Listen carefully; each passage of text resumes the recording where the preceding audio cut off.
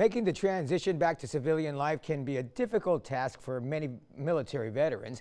CBS 4's Stephen Seeley has the story of how one Valley veteran received help from another veteran. That's right, Eddie. After coming back from active military duty, many veterans feel lost and may not know where to begin. Thanks to a program that specializes in pointing veterans in the right direction, veterans like Maria Osorio now have a place where they belong. When soldiers take a knee, they're admitting they need help. That was something that Brownsville resident Maria Osorio had to come to terms with. It was devastating because to me, I kind of feel like, God, I'm not useful back here. Osorio was on active duty with the United States Army for 20 years. When she was deployed to Iraq in 2007, she was diagnosed with breast cancer. She says she found herself battling her physical state while fighting to remain strong as a soldier.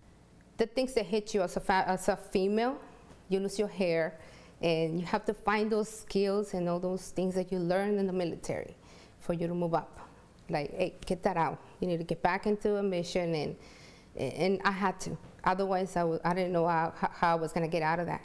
Luckily, Osorio was able to beat the cancer, so she tried to go back to active duty, but wasn't able physically to do it. She retired 9 months ago and is now embroiled in another conflict, transitioning back to civilian life. It's challenges, the jobs, the people when you talk to them, and you expect a lot of things to be the same way they were when you were in the military. We want our veterans to feel welcome when they come live in Texas, and so we're trying to our very best to ensure that. Elvia Lozoya is a veteran resource coordinator for the Texas Workforce Commission. They've created the Texas Veterans Leadership Program as a resource and a referral network for veterans from Iraq and Afghanistan who are trying to integrate themselves into the workforce.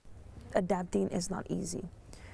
Not having that direction, not having somebody to guide you to who to go speak with, who can actually get the job done. Osorio says there is no shame in asking for guidance to help complete a new mission, being successful in the workforce.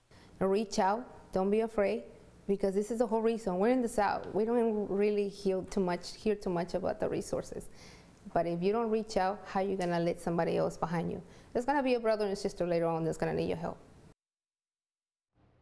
Maria is starting her first semester at Texas Southmost College this fall. She's studying to be a social worker. If you or someone you know has recently been separated from military service, you can contact Elvia Lozoya at 203-1476 to get help from the Texans Veteran Leadership Program.